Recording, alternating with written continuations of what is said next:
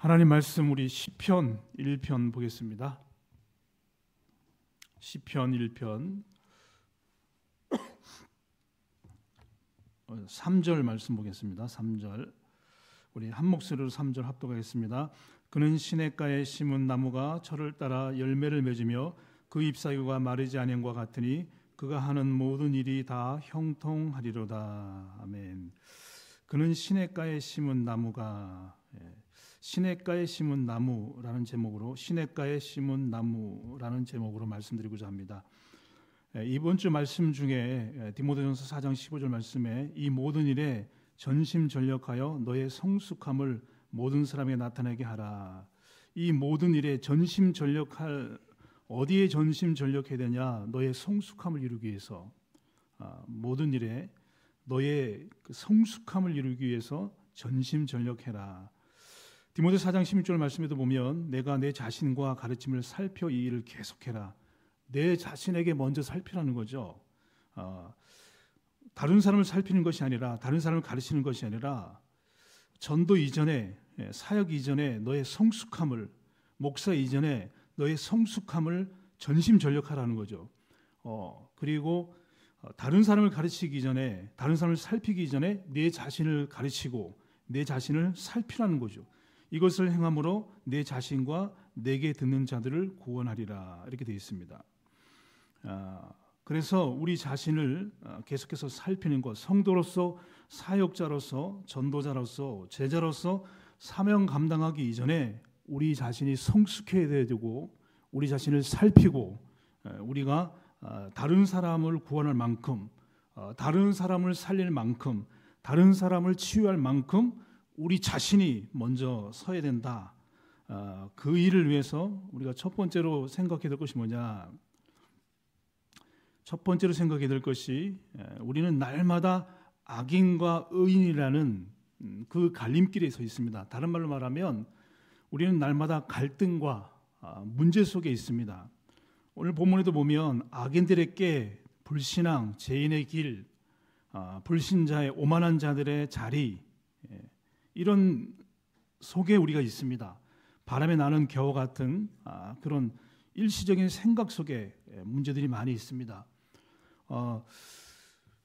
그 문제 속에서 우리는 살아가기 때문에 에베소 4장 22절 24절 말씀 보면 우리의 옛 차질 우리에게도 남아있는 부분들이 있습니다.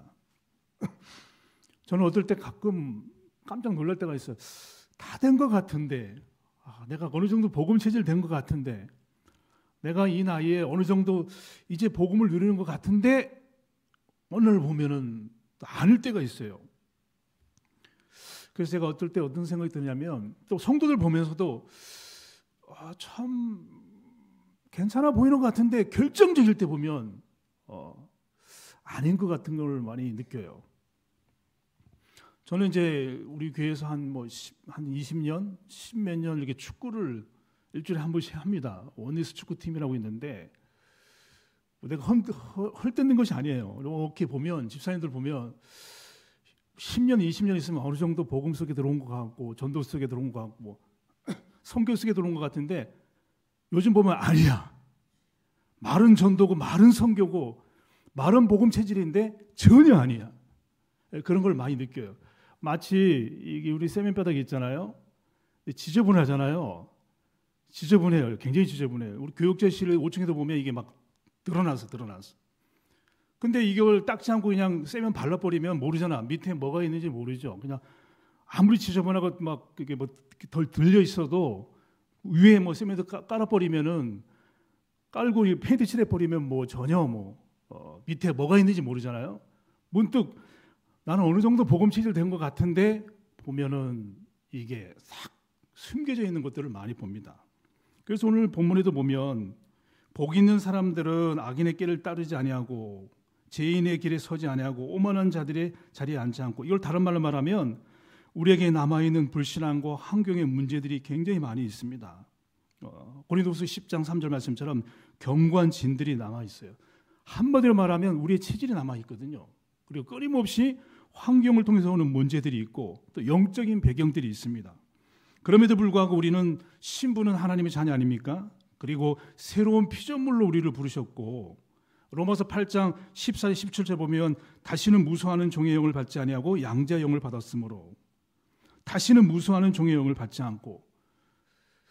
제가 지난주에 인도네시아 그 신학교 강의 갔다 오는데요, 기류가 얼마나 심한지 계속 흔들려. 계속 다시는 무수하는 종의 영을 받지 않았다 그러잖아요. 근데 순간적 성령이 친히 우리 영과 더불어 우리가 하나님의 자녀인 것을 증언하시니, 자녀이면 또한 상속자라. 상속자는 천국을 배경으로, 뭐 세상적으로도 우리가 사실은 뭐 땅을 물려받았다, 아파트를 물려받았다, 엄청난 건데, 오늘 본문에 바울은 다시는 무수한 영을 받지 않고 양자를 받았고 친히 하나님의 자녀인 것을 증언하시면, 자녀이면 상속자라. 하나님의 상속자. 상속자란 말은 하나님의 나라의 배경과 하나님의 나라의 시민권과 하나님 나라가 들어갈 수 있는 자격을 얻었는데, 이거는 아버지. 당장 우리는 상속이 중요하지 지금. 그러니까 기로 막 흔들리니까 그만큼 우리는 악인과 의인, 다른 말로 말하면 갈등과 문제 속에, 또 다른 말로 말하면 우리에게 남겨져 있는 체질 속에, 환경의 문제 속에, 상처 속에, 배경 속에 아직 남아있는데, 그걸 덮어놓고 다 됐다고 생각하면 안 된다는 거죠. 덮어놓고 다 된 것처럼 생각하면 안 돼요. 여러분 말고 그걸 많이 느껴요. 제가 축구하면서 많이 느껴요. 축구하면서 전혀 아니구나. 옛날 종교생활 그대로 가지고 있구나. 전도는 흉내만 내지 선교는 흉내만 내지 아니구나.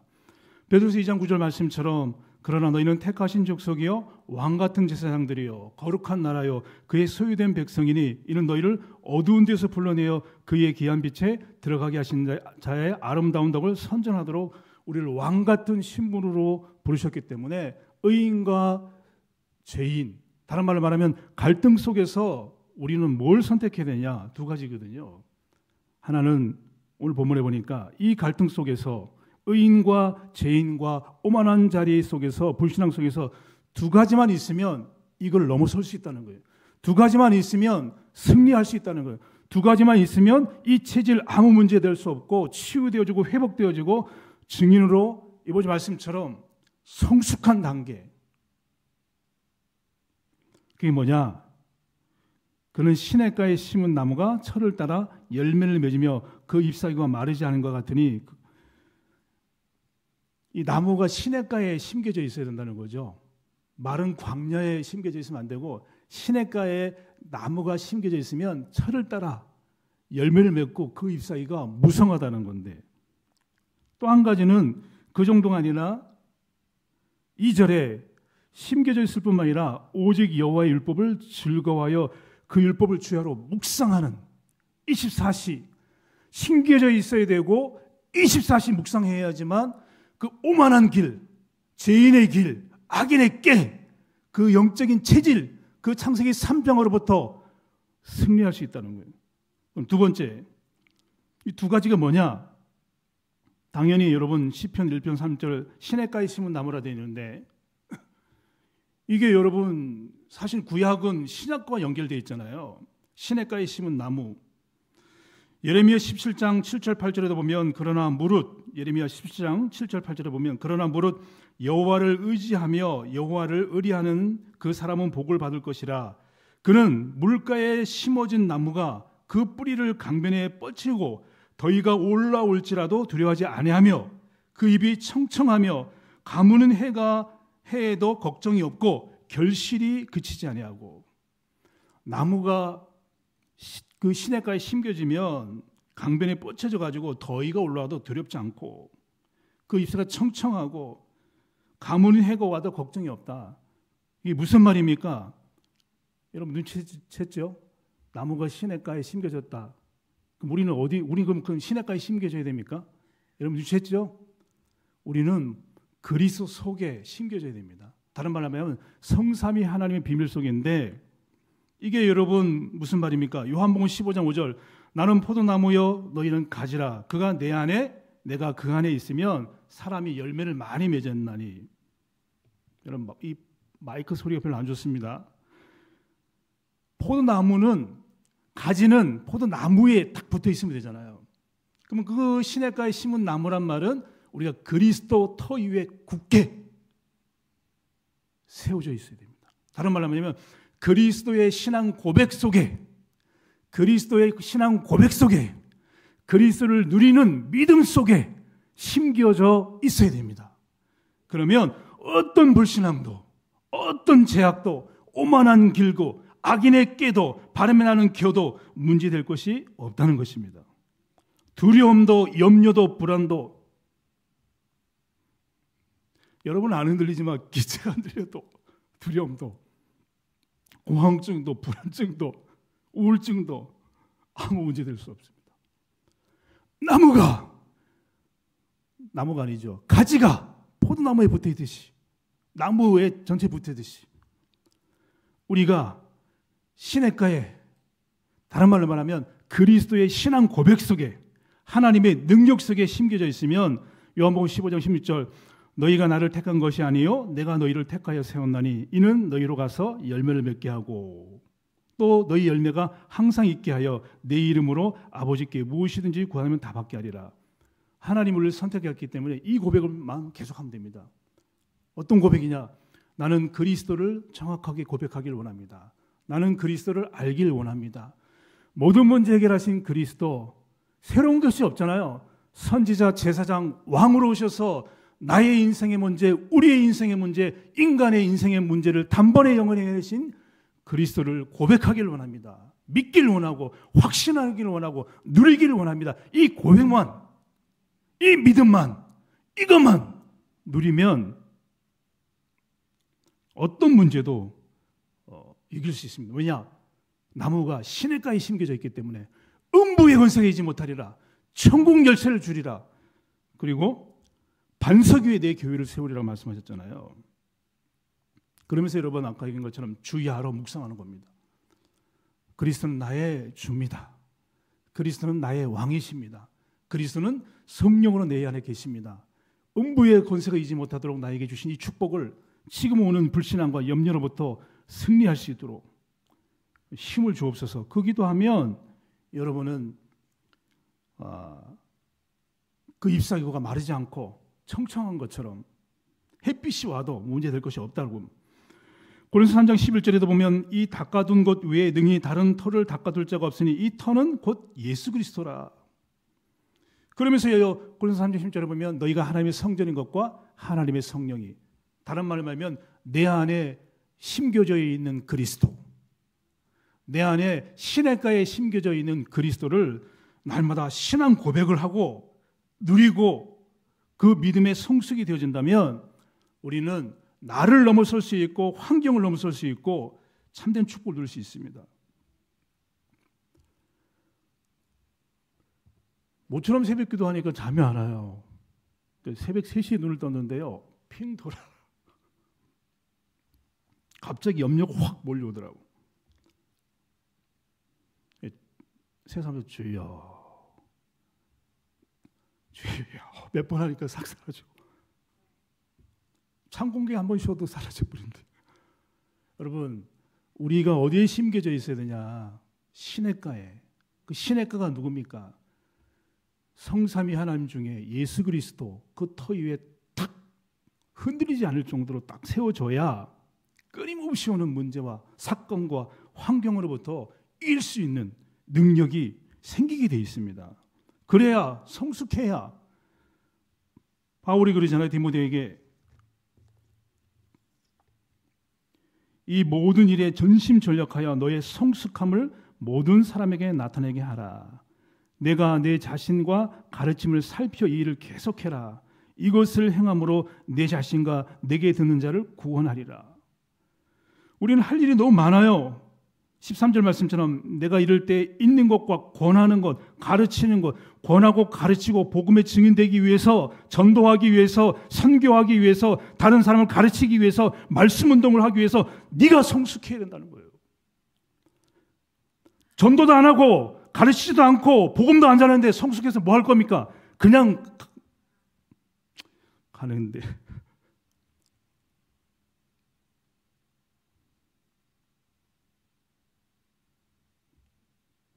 이번 주 이대지의 목사님 참 그 전도에 대한 부분을 많이 말씀하셨어요. 이대지 말씀에.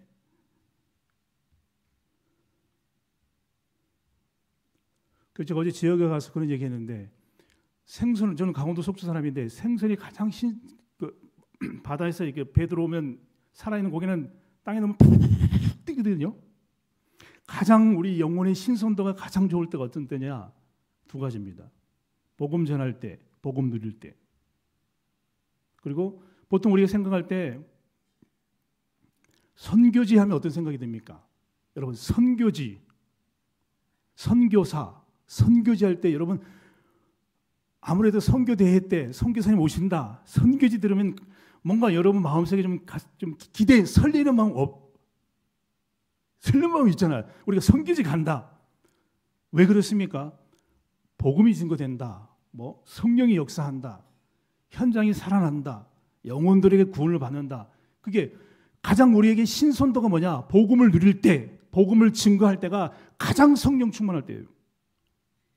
복음도 안 전하면서 가르치지도 않으면서, 물론 성숙하기 위해서 내가 뭐 한다면 말할 것도 없지만, 에베소 1장 20절에도 보면 너희는 사도들과 선지자들 터 위에 세우심을 입은 자라.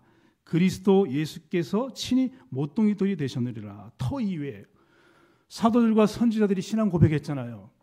주는 그리스도시요 살아계신 하나님의 아들이십니다. 사도들이 신앙 고백했잖아요. 사도들은 예수는 십자가에서 우리의 모든 문제 해결했고 부활하심으로 승리하신 그 그리스도가 주와 우리의 왕이 되신다. 신앙 고백이잖아요. 우리는 시냇가에 심겨졌는데 어떤 시냇가입니까? 그리스도의 고백 속에, 그리스도를 믿는 그 속에 끊임없이 들어가야 됩니다. 다 아는 사람 없잖아요. 그래서 우리는 날마다 하나님, 제가 시냇가에 심겨지길 원합니다. 그리스도 터 위에, 신앙 고백 위에 세워지길 원합니다. 그 고백을 하고 24시 기도한다면 우리는 어떤 문제도 이길 수 있고 환경도 사건도 그리고 우리의 생각 마음도 치유될 줄 믿습니다. 갈라디아 2장 20절에도 보면 분명히 우리 안에 그리스도가 계신다고 얘기하잖아요. 그래서 우리는 사실 시냇가에 심겨졌어요. 그러나 우리는 육신을 가지고 있기 때문에 심겨졌던 사실에 대한 것을 깊이 알아가야 되고 더 알아가야지만, 더 믿음의 고백을 해야지만 우리가 승리할 수 있거든요. 물론 사람마다 다를 수 있어요. 상처가 많이 난 사람은 치유하는 기간이 길 수 있겠죠. 상처가 덜 나면 연고 덜 바를 수 있어요. 그러나 분명한 거는 그리스도를 다 한다고 생각하면 안 됩니다. 다. 그래서 바울은 서신서에 주 안에서, 그리스도 안에서라는 단어를 깊이 항상 얘기했거든요. 그래서 우리가 시냇가에 심겨진다면 그 나무가 철을 따라 열매를 맺듯이 우리 인생에 복음으로 열매를 지금까지 맺었고 앞으로 맺을 수 있습니다. 물론 그 열매는 성령의 열매들 될 수 있지만 우리 인생의 열매 아니겠습니까? 그 축복이 저와 여러분이 있기를 바랍니다. 결론적으로 말씀드리면 에베소 3장 17절 말씀도 보면 믿음으로 말미암아 그리스도께서 너희 마음에 계시게 하옵시고 너희가 사랑 가운데서 뿌리가 박히고 터가 굳어져서, 무슨 말입니까? 예수 그리스도가 계시지만 그 계신 그리스도를 통해서 너희 사랑 가운데 뿌리를 깊이 박아야 돼요. 저는 어떨 때 보면 분명히 그리스도를 고백했는데 그리스도로 충만한 것 같은데 아닌 것 같을 때가 많아요. 뿌리가 박히고 터가 굳어져서 능히 모든 성도와 함께 지식에 넘치는 그리스도의 사랑을 알고 그 넓이와 높이와 깊이가 어떠함을 깨달아서 하나님의 모든 충만한 것으로 충만하길 원한다. 하나님, 우리가 날마다 시냇가에 심겨진 나무인 것을 확인하게 해주시고 그 고백 속에 우리의 삶이 풍성한 열매를 맺을 수 있도록, 더위가 와도 잎사귀가 마르지 않은 것처럼 성숙함을 보일 수 있도록 날마다 그리스도로 충만케 하여 주옵소서. 그 기도한다면 우리는 그 성숙함을 통해서 다른 사람을 살리고 교회를 세우는 일에 쓰임받을 줄 믿습니다. 이 축복이 저와 여러분이 있기를 예수 그리스도로 축원합니다.